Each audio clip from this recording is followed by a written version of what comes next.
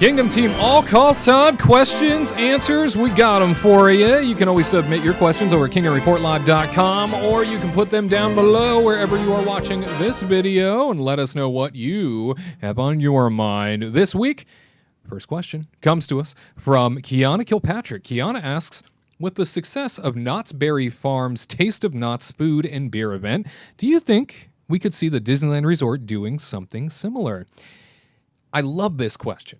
And Katrina, Tyler, you guys had mentioned something about this recently, too, about maybe doing like a Taste of Main Street or something. It's a way to get around sort of the pandemic problem, right? Obviously, theme parks in California are not allowed to open yet. They haven't had the guidance from the state government. And so they're getting creative about the ways in which they can still generate some revenue. And so we saw with Knott's Berry Farm, they started this like basically a modified food and wine festival. Yeah. And opened up their park and said, come on down. It's been selling out like crazy. Everybody just wants to go do something and feel a little normal again. Safely, of course. So, Katrina, what do you think? Is this a good idea? See, I do think it's a really great idea. But again, there's restaurants involved with the Patina Group because they own more than 75% of downtown Disney.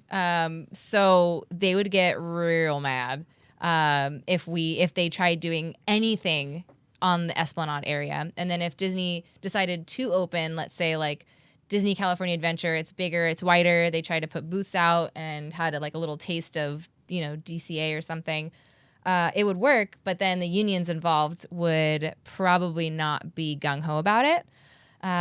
So that would be really cool if they did it, but again, with the Disney popularity versus Knott's popularity, it would be really hard to restrict entry and on it. You're going to have to price people out, and they're not going to be able to do the $25 5 tastings thing that Knott's Berry did. They're going to literally price people out. I don't know how they're going to do it, but I would argue that, and I'm not knocking Knott's Berry Farm because they have their area they're working on, and Disney has their area they're working on, but I would argue that Disney's food would be a little bit higher of a quality. Well, it'd be higher quality, but then even then, every time they did Food and Wine Festival, they were sold out of food half the time, and so you had to wait another 2 hours until you're able to get a taco again or something, and then of course their sizes are way smaller. But if they did the annual pass tasting card, let's say, and it's 8 tastings for $65, $70. I forgot how much it was. Anyway, I think it was $60, right? Yeah. $55 or something like that. But you had to buy it. I mean, it could work. They would just have to sell it the day of, and whoever has a pass, and then you can't come back in. You would have to use it all.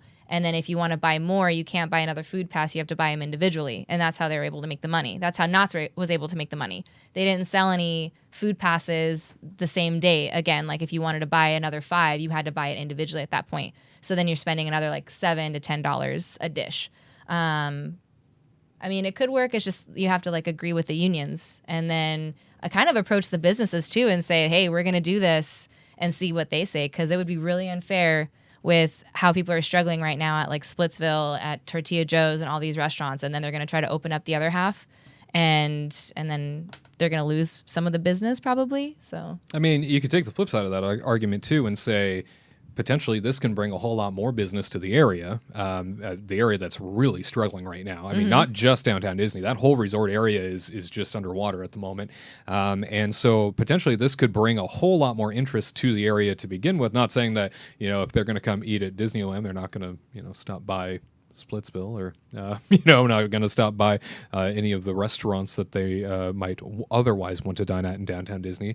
But this definitely brings an uptick, or would, in sort of that need for capacity and also interest just to the general area. It would cause an issue even with the parking, because again, they shut down parking when it starts getting busy. So let's say if we have 300 people going into DCA and they only allow 100 people to get into downtown Disney, how are they supposed to differentiate who's who? And then unless you enter and you show your badge and you say I'm going here, but then let's say when we're done with Knott's Berry, we're just wandering around the outside area of Knott's Berry because there's nothing to do there. But if there was a downtown Disney, and then we'd be oh yeah, let's go grab an appetizer and a drink or something after we were done at DCA, and then again you're now these 300 people are leaving this event, going to downtown Disney. How are they gonna stagger these people coming in and out of that like small area?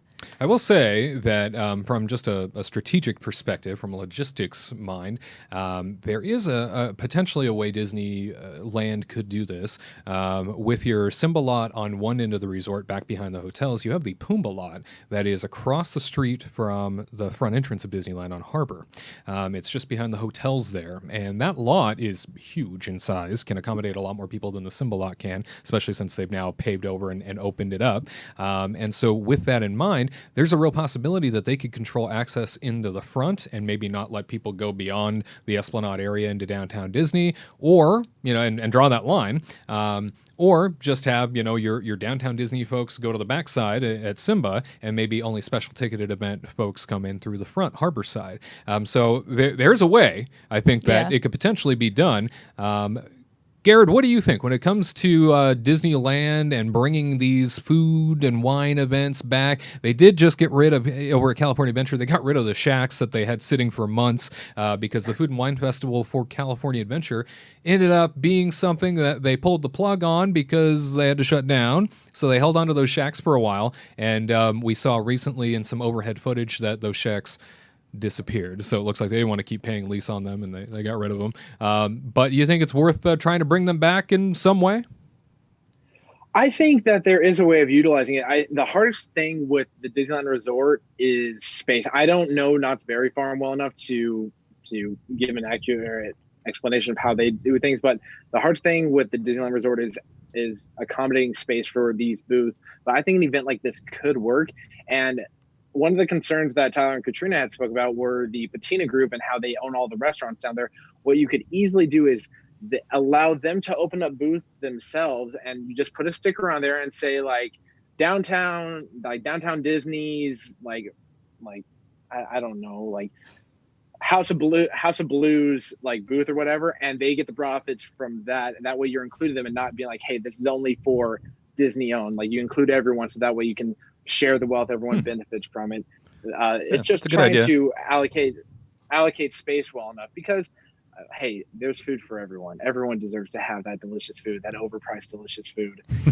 You just need to allocate space accordingly. I don't think that the Esplanade or Esplanade, however you pronounce it, that should be used. You would have to either use part of Disney California Adventure, or you have to get really creative. But this is something that could work, and I think people would come to. It would bring business to the area, because like you said, Wade, those places are hurting over there. I feel for those restaurants over there. Like Captain Kidd's, man, people are missing out on good food right there. But you could do something, and the way you include the Patina Group is you allow them to have booths of their own. It would just be like, it's like when you have the Festival of the Arts at Walt Disney World and Epcot. The booths that they have there, those are not Disney booths. Those are separate studios that Disney has given them the clearance of. And you would just do the same thing before the Patina Group or any other restaurant group out there. And that's how everyone is one happy ohana. Katrina will give you the last word. It would work. And then I just feel, again, if we can't, they would never do it at Disneyland. There's not enough space for people to walk around. It'd have to be in like DCA and like open up. And then, but again, with Knott's Berry, they have such a wide area all over their parks that they put tons of benches, because they didn't allow you to eat and walk or drink and walk or anything. You had to sit with your food and your drink. So if you went to go get a beer, you had to stand in an area to drink your beer fully. You couldn't just walk around with it, which I agree with 100%, and Disney needs to do this somehow if they decide it, like, to do it, because Knott's did it well, where I felt safe, where they would walk up to people saying, put your mask back on, because people would take it down and like try to eat their food while they were walking, and they're like, sorry, hey, you gotta put your mask up, sit over here. And there was tons of free booths, or free picnic tables. I never felt cramped. There were like, it was like a sea of tables. So you had wide choices. You were able to be far away from people. And that's what Knott's Berry has. It's just like wide spaces, and like DCA really doesn't. So they would really have to limit the amount of people. But I agree with the Patina, if they did a booth brought to you by Patina and then did some kind of like jazz kitchen thing and, and some kind of like Tortilla Joe's, like tacos or something. I think could possibly work, and then they would be happy about it. And then again, they would just have to find like the people that want to run the booths, I guess. And that's the union problem. Oh, sorry. If they need space, all you have to do is go where World of Color is, drain that water out, put plywood on top, and boom, you have now a football field worth of room for tables. It works out great. And know what? To clean everything up, you just shoot the water on, boom, washes everything away. It's like a 2-for-1 deal right there, courtesy of World of Color. Genius. Do you work there? I mean, that's obviously the thing that should be done. That's a lot of plywood. I actually was approached to be part of the sanitation and custodial crew at Disneyland, but my credentials were actually non-existent. Oh. So that's why they didn't go with me at all. And they were like, Garrett, you're more capable just keep stuffing your fat face and giving us money. And I am officially a member of the Disney Eating Committee. Wow. Congratulations. He's an ideas man. So much for Katrina having the last word. We appreciate you being a part of this question and answer segment, Kiana, and hopefully that brought some perspective to you. To all who come to this happy place, welcome.